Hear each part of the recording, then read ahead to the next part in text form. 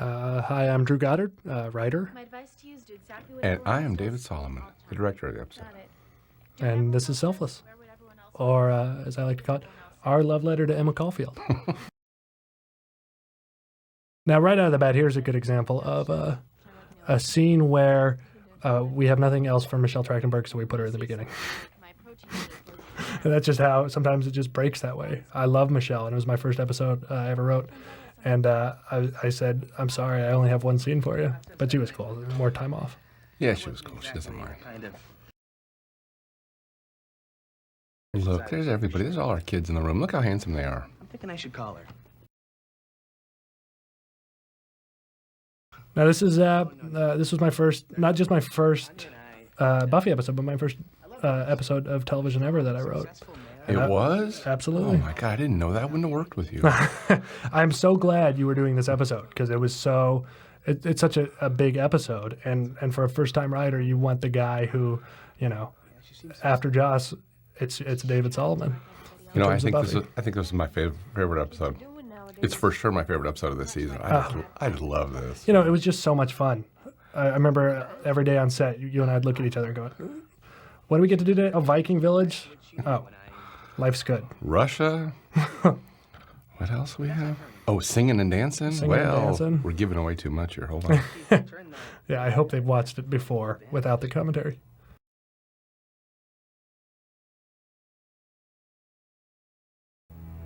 Dead guy. Great shot here. Dead guy. This was a fun episode. I had a great time. Those are dead frat boys. I'm not saying they deserved it, but I didn't feel bad about this at all. I remember when we first came up with the scene, it was Joss's idea to kill a bunch of frat boys, and I'm a trooper. I said, well, all right. Can their hearts be ripped out and stomped on and blood everywhere? Oh, fine. I'll do it. And there's Emma. What have I done? Well, you've killed a bunch of frat boys. It's not that bad. The evolution of this episode was we started season 7, and we knew coming off season 6 we wanted to do a big Anya episode. We didn't know where it was going to land. Mm-hmm. We didn't know exactly how it was going to break down.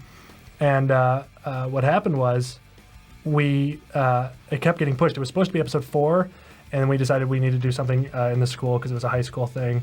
And then it was supposed to be episode 6, and writers fell through one by one because all the other writers, Jane had to go do Firefly episodes, and Fury had to go do Angel episodes.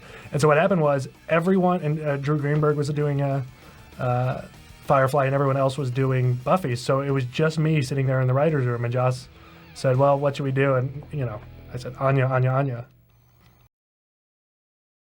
Well, it worked out fine. And here we go. This is the first scene I ever wrote of television ever. And you wrote it in Swedish. Nice move. And I don't think I will ever top this scene. My career will be downhill from this scene. We used this special scratchy film. We had this stuff imported from Europe. Now here, this is why we love working with Emma and Abe Ben-Rubin, who plays Olaf. This original scene was supposed to be dubbed, and they were going to speak in Swedish, but they were going to voice it over badly in English. And so we wrote it up and they translated it into Swedish so they have something to move their mouths to. But we said, you don't need to learn it that well because we're not going to hear any of it. And these two went ahead and memorized all of it. 5 pages of Swedish. 5 pages of phonetic Swedish. And we watched it, and it was so funny. It was so funny watching them speak Swedish that we said, we can't dub over this. We have to hear what they are saying and subtitle it. And I think it works way better. We watched it with a dubbed version, and it didn't work as well. This was much funnier. And then just before I shot this, Josh said, and by the way, shoot it like a bad movie. Make sure that they're looking the wrong direction and things aren't exactly correct, which just, of course, rubs me the wrong way, but it was a blast to do it. Let all the rules go out the window. The name Odd, I actually found researching Vikings. There was a Viking king named Olaf, whose wife was Odd, and she was known for her sense of humor and her ability to manage money well, which I could not believe when I read that, because, you know, that's Anya to a T, and I said, okay, well, we got to use that. But it's true, you can look it up. I never knew that. And, you know, how great is it the name's Odd? 'Cause, you know. How odd. Like a Baltic woman. That line right there, Yeah. I found it was in a 10 years ago in the Parade magazine section. It always made me laugh, and I was just like, I got to use that somewhere. Ugh.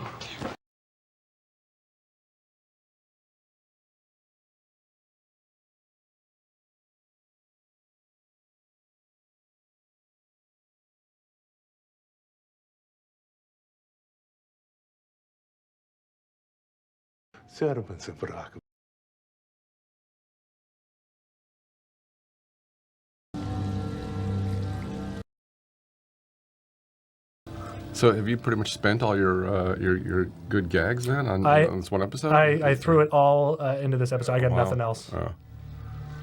If you look at my work after that, I think that's apparent. How many shows did you write this year? 5? 5. Good heavens. Oh, I love this scene. This scene, when we broke this episode, we knew we needed to use James, but we didn't know what this scene was supposed to be. So I went out on outline with an outline that said Buffy Spike scene, which as a writer you never want to have, because then Yeah. you're like, oh, great. Now what? And we came up with this sort of idea because we knew the first was going to be here, but we hadn't really used the first much since episode 1. And the audience didn't know what was going on. I think this worked really well in terms of Spike's Madness. madness. Well, you know, this was episode 5, and this is when he was just starting to come out of it and become not human again, but normal again, be able to be with the group. But this was sort of the beginning of his recovery, if I'm not Well, right. mistaken. But at the same time, he's still not all together. Oh, no, he's not 100%, but it's the beginning. This is when he, on his, like, the way back for him. And the thing we told James with this scene is you're acting sane when you're talking to the person who's not there. And when Buffy shows up, you're crazy, you know? It becomes clear that you're crazy.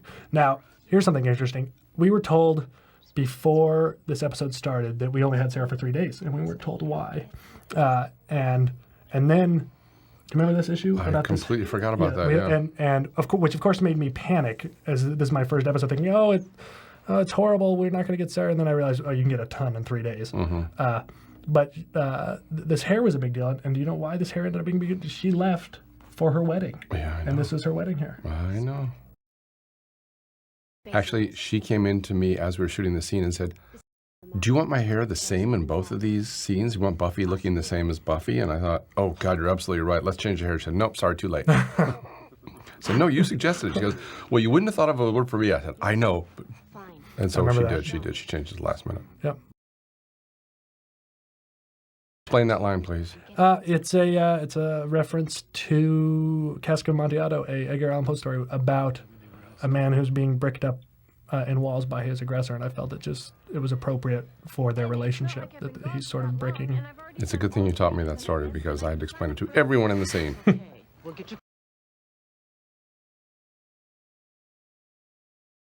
That's Joyce Guy, and there's a credit right under her. Oh, really? I like this scene because it's fun to get to write Willow excited about school. Mm-hmm. We sort of lose school season 6, 7, and it's fun to just have a moment where we're like, no, she's still Willow, still the same Willow. Yeah. The good nerd who loves learning. Yep.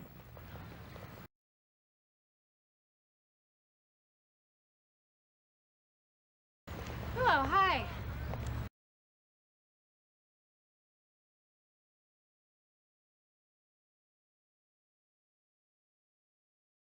A little worried. So this is Emma having just come out of the frat house, and she's periodic surprise quizzes obviously flipped out. to make up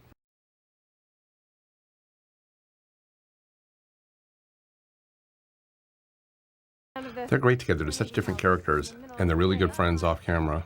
And just a joy to work with. The two of them have excellent comedic timing. Yeah. I'd never have to worry about explaining jokes unless my jokes aren't good, in which case it's my fault.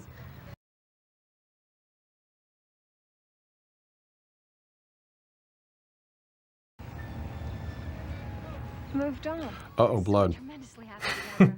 Things are never good. If you'll excuse me, I'm late for Now, if you notice, this is very key. I specifically asked Okay. that my credit come See you up later. on a particularly interesting part of Allison Hannigan. Oh, On her butt?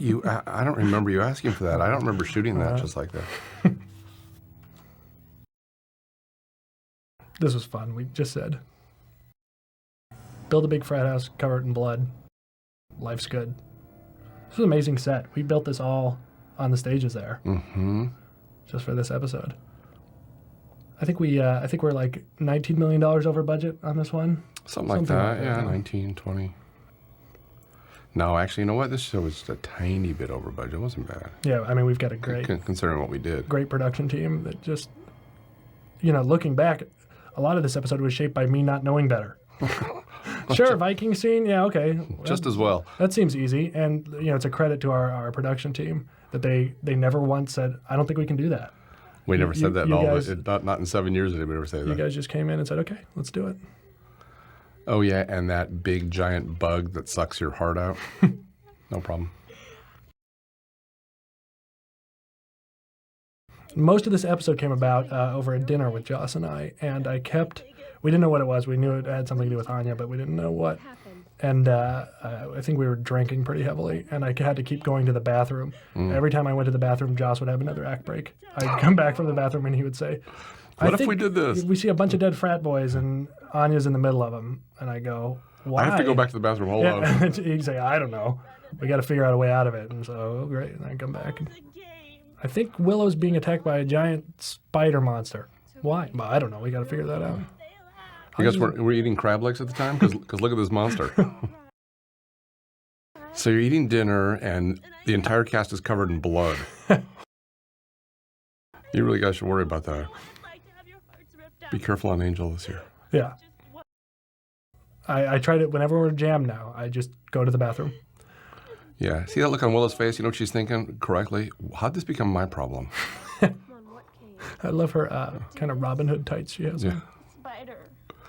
I told her we were going to get her a quiver for this outfit. Spider? What spider? I don't think there really is a spider here. No, there's clearly never. Oh my God. Hey, come on, you know what? That looks pretty good. Yeah, no, that does.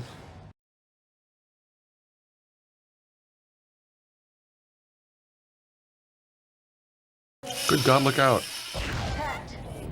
This was your pitch, that you made a shield and the thing stayed on it and attacked at her. Oh, yeah. That way you got to look at its butt. Yeah, that was great.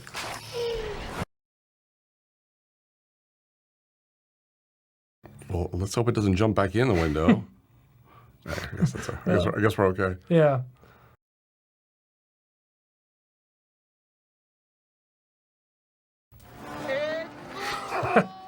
This is my favorite. This was my favorite day of shooting. One of those days where you just go, I cannot believe this is my job. It was so much fun casting these people. It was a crack up. They were so funny. I remember, the sun started going down, so we started getting worried about having him running in the background. And so I wanted to just get some loop lines so we could just have him scream stuff if we needed it, because this was when we still thought about dubbing it. So there was a moment when me and the sound guy and Abe and Ruby are just in the woods, and I'm saying things like, okay, yell this, yell. This leather feels nice against my troll skin. And then Abe would just yell it at the top of his lungs. And I looked around and went, I can't believe this is my life. Oh, Andy. Yeah. I adore Andy. Andy's another one that I can write the most ridiculous, obscure jokes for. And he can find a way to deliver. Jokes I'm positive I'm going to have to explain because they just don't make sense, And he doesn't miss a beat. Yep. There's a couple of them coming up in the bathroom scene that I thought for sure I was going to have to explain, and he just comes and goes, no, here's how you do it. And was funnier than I ever could have imagined. Good makeup, too. I'm sorry. So there's the Viking village back there. We built that whole thing from scratch. Yeah. Those are all our huts, and that's all our stuff. I'm sorry you can't see it better, but it's not really that important that you see it. Right. True self. You are Anyanka. Chickens. I specifically remember you saying, just let them go. Chickens are going to do what chickens are going to do. Well, that's quite. You directing chickens was hilarious. Well, it's one of my best. With goats. Actors. Goats are in the background. Chickens, goats. Mm-hmm. People running around. Look how great she looks. Oh, she's wonderful. Come here, Tiny. That was in the dark. That's night. Yeah, we shouldn't tell people that, but yuck. Nah, The sense that your no one's talents are watching. Nah, they don't care. They're listening to us. Here we have this tree. A tree's gonna fall down in the background, and we only had one take for it. Mm-hmm. We were praying, Emma didn't flinch. Here it comes. Don't blink. What you do best. Help.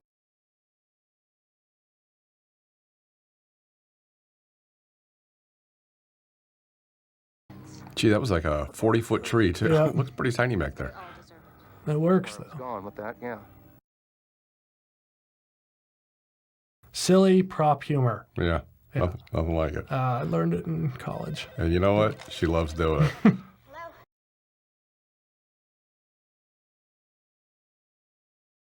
This is Buffy's job as a counselor at school.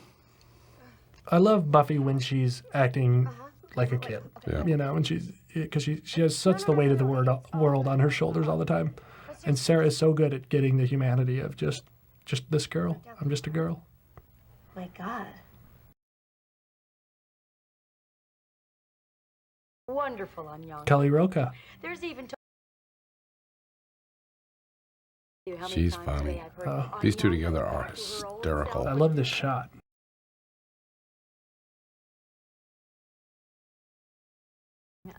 Okay, this is not a funny scene for Emma, but normally. Normally, they're very funny. hilarious. When the cameras aren't rolling, they're very funny together. We had Kelly for one day. Remember Yeah. this? And we needed to shoot scenes for episode 1. Yeah, Joss and I were just talking about that yesterday. We just did the DVD commentary for show For- 1, and the same thing. We were talking about her flying out on the one dark day of her play Yep.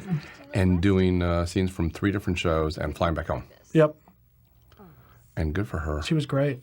I remember, wrap, and they rush her to a limo to rush her right to the airport. Oh, and we were late, We too. were late. That's right. She was shooting the Russia scene. Flaming guy. Mm-hmm.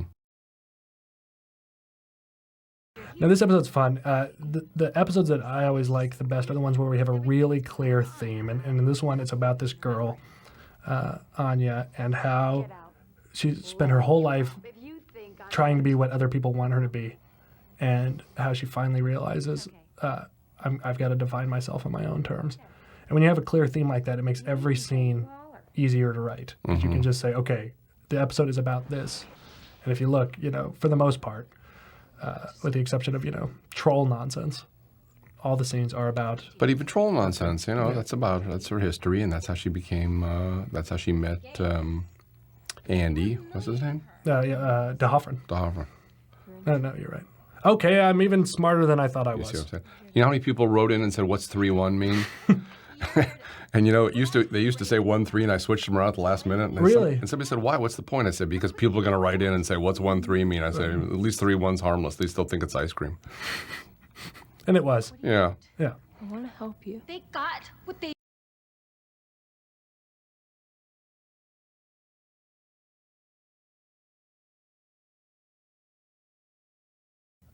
Here's the best thing about these two actresses: funny, funny, funny, and when they want to turn on the drama in an instant, in the blink of an eye. Yep. Are you kidding? We're doing vent work at the site.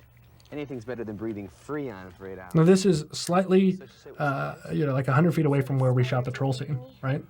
It's up at the Disney Ranch there. It's at the Disney Ranch, but it's actually about a mile away. Oh. It's up in the hills, and it was a little rugged up there. Yeah. And hot, hot, hot. Still more nervous than she was letting. Dead frat boy. Dead frat. Always good.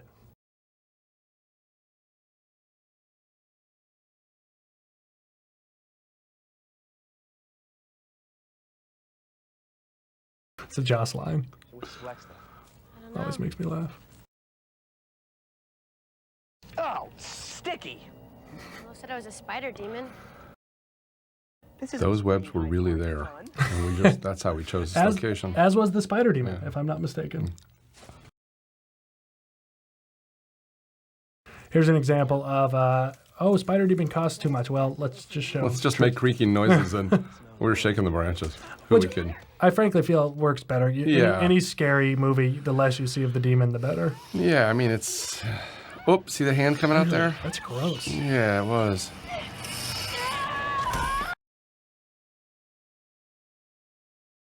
You okay? Those effects look pretty good. Buffy? You know, they are. They're pretty good.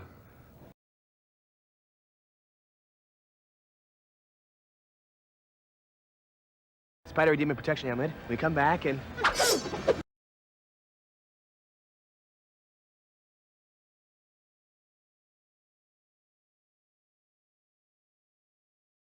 Look, scratches on her. I Ooh. know. I always like to get Buffy scratched up because I think it makes her look tougher. Of course, Sarah disagrees with me. You know what? She doesn't mind having those put on her. Yeah, you know, I get it. At the end of the day, the less crap you have all over you.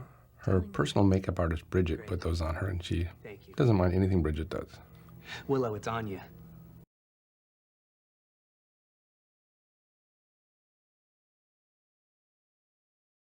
It's the best thing about the show. Xander, it's okay. She didn't. The living room? No. Oh. No, Nick's sweater. She didn't. No. She knows what I have to No, shift gears like this. Yeah. That's why it's such a joy to write for. I mean, the way Joss has created this, I have to kill Anya. you know.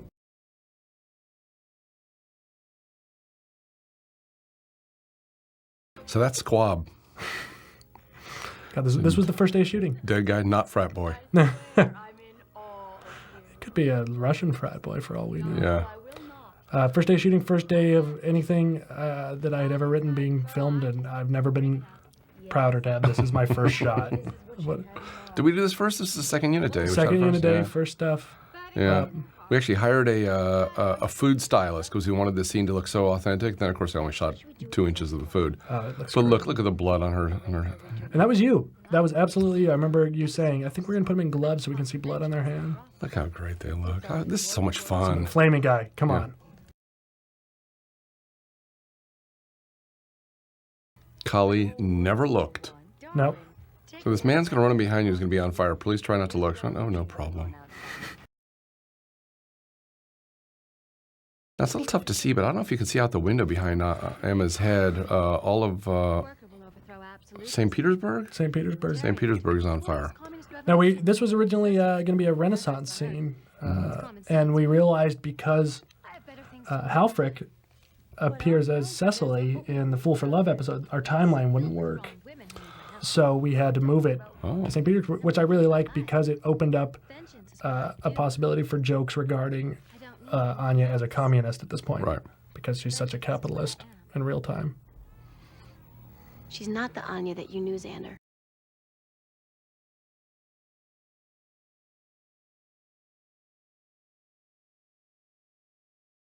Look, we're talking about killing his girlfriend.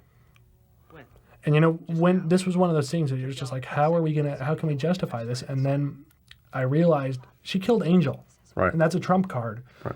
You can never doubt, Buffy. She does what she has to do ultimately. And then She killed her mom, too, didn't she? no, No. she beat her mom senseless, I Yeah. believe. But that was just because she was, harping on her.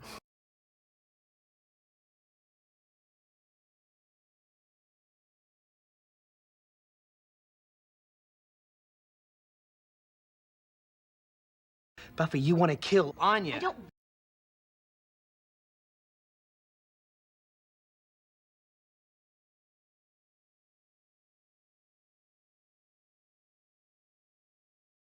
Because you don't care about her the same way I do.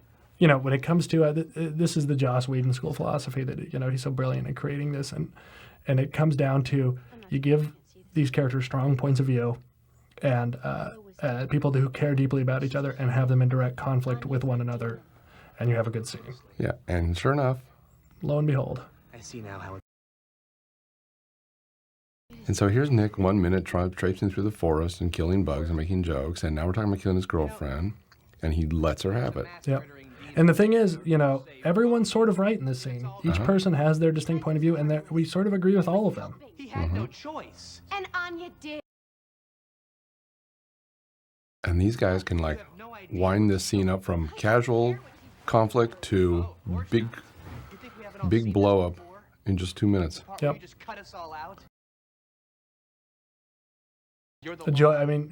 These are the sorts of scenes that, as a writer, it is so fun to watch you guys put together because the energy that just crackles off all of it You watch it and you go, well, that's way better than I possibly could have You know, a imagined. scene like this, you read it and you think, oh, this would be good, this would be interesting. And then you see them do it and you go, well, that's way better than I was hoping for. Yep. Because they're all very into it. And, you know, after all these years, they understand the characters so well that there's just not much you can say that they haven't already figured out.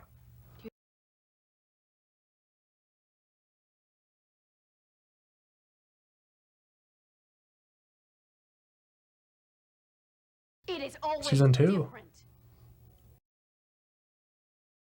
What episode? At some point, someone has to The finale, that is always Becoming going Part to be 2. me. Right before she's going to go kill Angel. You get down on me for cutting. I am an encyclopedia of all things Buffy. Quiz me again, Solomon. Oh, There's no mystical guidebook, no. All come on. I was on every episode and I don't know it as well as you do. I worked on all 144 episodes. Yes, for you it's a job. For me it is, well, I'm total.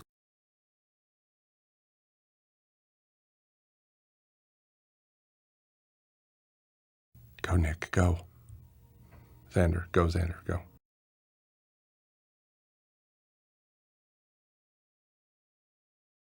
Nice house. It's gone.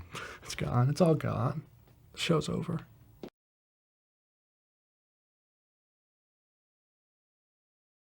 Don't you love that a girl just picks up a sword before she leaves the house? You know, I suppose that's good that this doesn't happen in real life, but... This was my first scene. We shot this first. This was Sarah's first stuff. So it was the first time I'd met Sarah. Yeah, She was just great. she's great. Where's that? Where? Again, another reference to something from old. This is from Something Blue. Mm-hmm.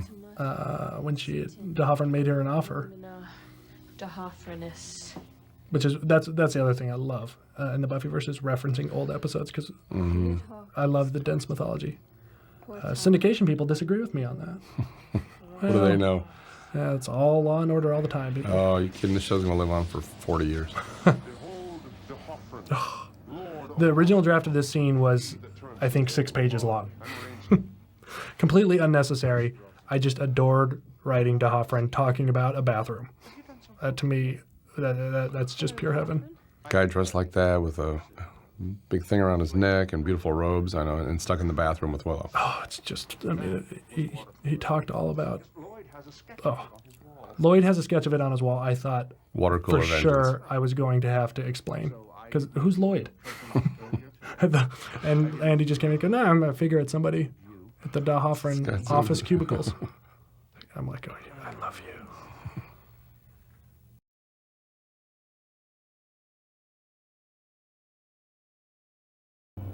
Meanwhile, back at the frat house. You know, we have a nice, and you capture this nicely, sort of an image system with blood through this whole thing. You know, there's sort of a rebirth through blood that goes on with her as she cleans herself up, and you kind of see it throughout the whole episode. Which I really like. Blood. So Blood. I should have slaughtered people weeks ago.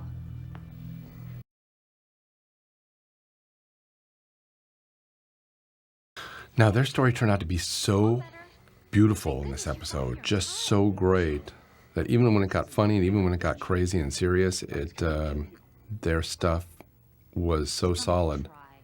Well, it's such a credit to these two actors. I mean, in terms of a viewer, I'm never happier than when these two are, when we see the pain and the love between the two of them. Because it's just so, it's one of those relationships that to me feels really real.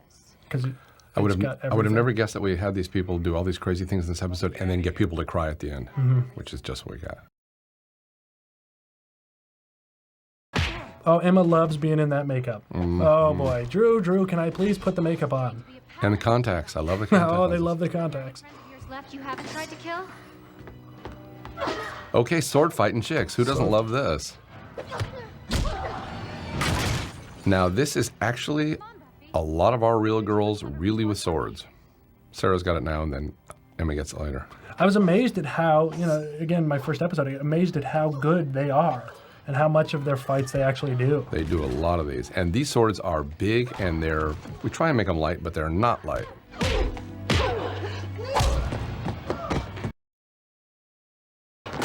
And it's funny, you think, gee, this would be fun to swing a sword around. You try swinging the thing around for 3 minutes.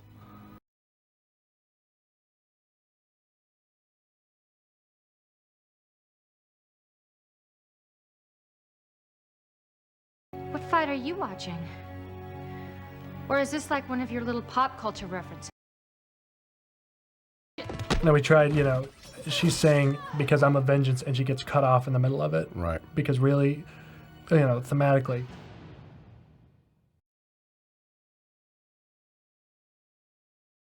Now we're in a whole different world. Now we're in a whole different world. I don't remember what I was saying. I hope you stayed tuned through the black there. Thematically, that was the death of the vengeance demon. She gets stabbed as she's saying, I'm a vengeance, and that's it. That's the end of her. I was so excited to read this scene. Flashing back to the day of the musical. Oh my God. I was in heaven. I love that we get to hear the mustard guy and the parking ticket woman singing in the background, which of course is David Fury and Marty Noxon. It's fine. Listen carefully. There they are.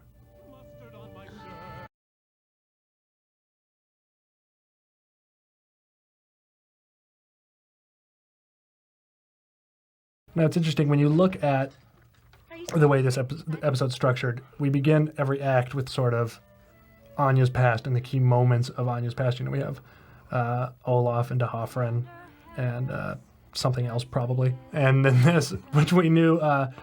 Hallie, and then we knew we needed a scene with her and Xander where we showed that she was still defining herself through Xander, but we wanted to have some fun with it, and so we wanted to flash back to one of our banner episodes. Like we had originally sort of talked about flashing back to Hush, which we thought would be fun. Oh, that'd be fun. To do a whole scene. This was too much fun. But yeah, no, you know, it's hard to get the point that she's defining herself through Xander when it's entirely without speaking. And so I said to Joss, he was shooting an episode, and I said, well, we got to flash back to the musical. We have to. And he's like, there's no way I could do it. I've got way too much. He had 3 shows at the time. He's like, I can't write another song. I'm like, well, please. And he said, no, absolutely not. And so I said, okay, well, I'll write some other scene, to fill it. And the next morning he came in my office and said, I wrote the song last night. And played it, and I was just like, oh. And when I heard that song, I was like, okay, this episode's going to be a good one. And you know what? She comes into these recording studios and just nails this song. She's got a great voice. Need to cover up my heart, plus see if I love this chair gag.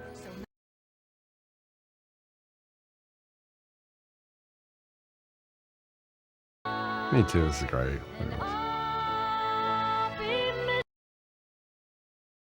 Took 4 guys to make that chair work. You just captured it. I was always wondering, should we have gone letterbox because the musical's letterboxed on here? It was one of those things that didn't occur to me until later. I think it would have been jarring. I think it's better this way. You know what? Joss doesn't like letterbox for Buffy mostly. No, I know.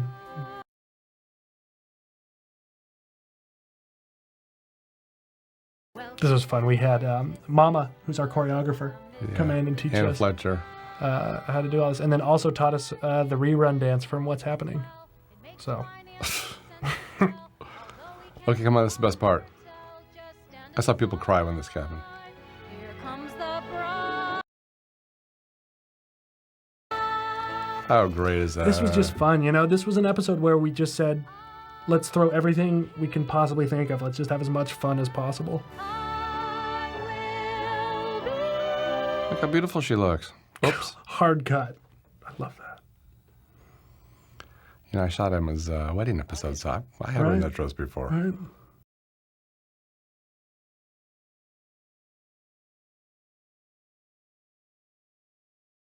And we've established this before that you can't kill vengeance demons. Not easily.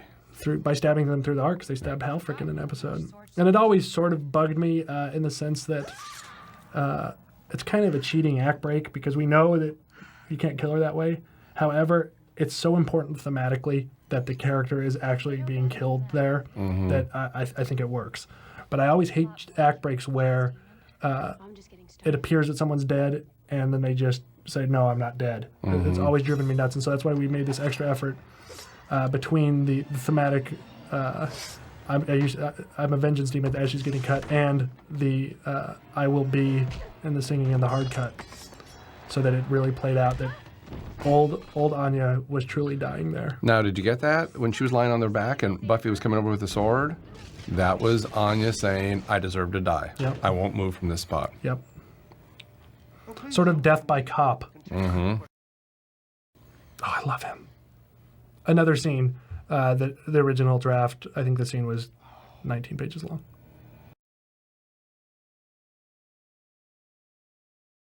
And that was our one note from the network. All right, And their note, this is what amazed me about the note, because I thought for sure we would get in trouble about that line. Mm-hmm. And that wasn't the network's problem. They didn't like that the villain was being so cavalier about their deaths. Right, he was They making a rejoicing in joke their about it. murder. And we said, he's the villain.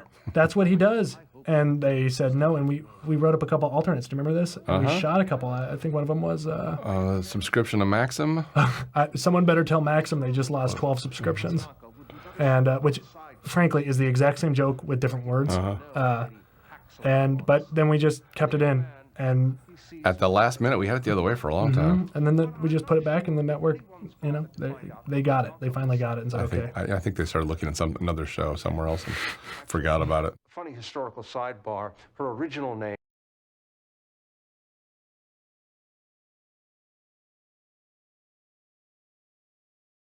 Take it back. I want to undo what I did. I didn't get a chance to say that was Emma swinging that sword around, by the way. Doing a great job. What I love here is D'Hoffryn is such a cavalier villain, but I really think when she says she wants to take it back, his heart breaks. Oh, 'Cause it in a kills way, him. Oh, it kills. And you It know is what? his daughter, and he loves her more than he would never admit this. He loves her more than any of his other vengeance demons. And that's, I think, frankly, that's why he doesn't kill her, Right. because he can't bring himself to. We would never articulate this because he's a villain, and he's not going to say that. But and he also knows though that it will cause her pain to kill Hallie. Okay. But he knew this all along. You could see the pain every time. Yep. Every time she disappointed him so much that it really hurt him. And it's a credit to Andy to be able to convey that without dialogue in that all costume. that makeup. Yeah. I mean, I love Andy.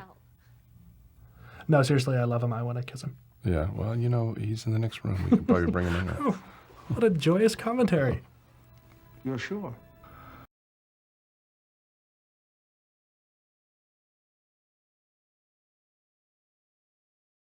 Undo what I did.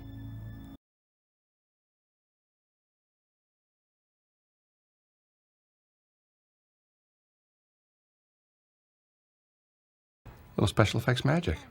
It turned out well. You shot this on green screen. I did. Hallie? She was nowhere near this scene.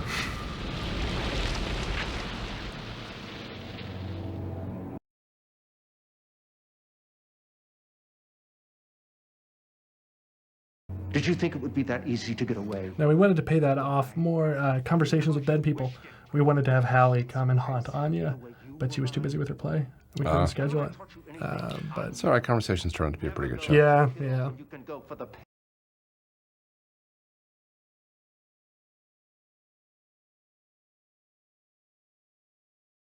They were all I love watching him turn. Again, what you were talking about, the way the show can turn on a dime.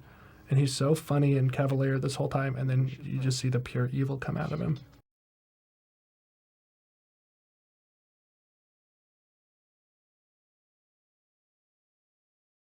For those of you playing along at home, that's a line we hear again and again. Until I got so sick of writing it in episode 7 that I had him say it in Spanish. I just got so tired of that line. It devours you from the bottom. Pure reaction to saying, I can't have another person say this. Yeah, we got kind of tired of killing those potentials, too, for no reason. Yep. Pretty soon they were just falling down, tripping, and dying of aneurysms. They're a clumsy lot. I think they deserve No, they're all fine girls. Loved them all. I love the scene.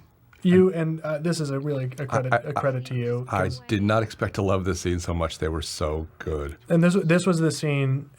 I did not write the scene in this episode. I could not get it. I was overwriting it because there's just so much to say here. And Joss came in and said, no. All these, you have to trust your actors. You have to trust your director. They can play all this without writing it. You don't have to have them speak.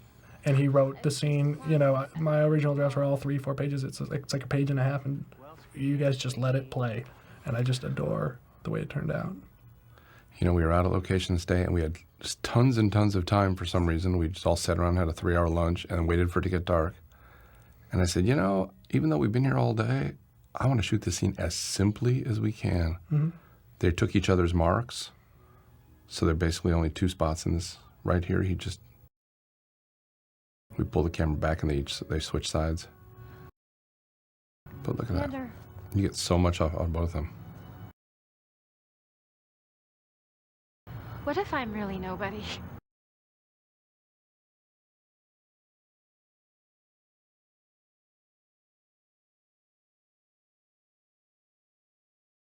It's great. This when Xander realizes she really is gone for him. Mm-hmm. It's really the first time, even though they've talked about it and they've broken up, it's really the very first time he realizes there's nothing left.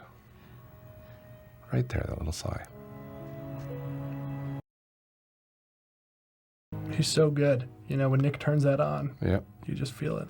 And you know when you're watching behind the monitor and standing around with 20 guys and you start crying while you're watching them do a take, you go, oh, well, something's working here. I remember you came in to my office like the next day and said, you know, we got it. Wait till you see this. And I watched it and it just gave me chills. I love this shot.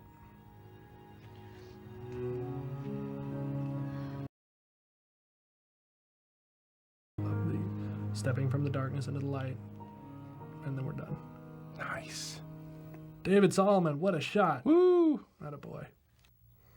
Well, Are we allowed to talk about the end credits? Anybody hear us? I believe so. Look at all these talented uh, people. I wish I knew what any of them did. They're all my best friends. Well, this was Selfless. Yeah, it was really good. Really my favorite episode, I think. I adored working with you and with all these people. I'm so proud. Thanks, me too. Oh, Okay, bye. I got less words.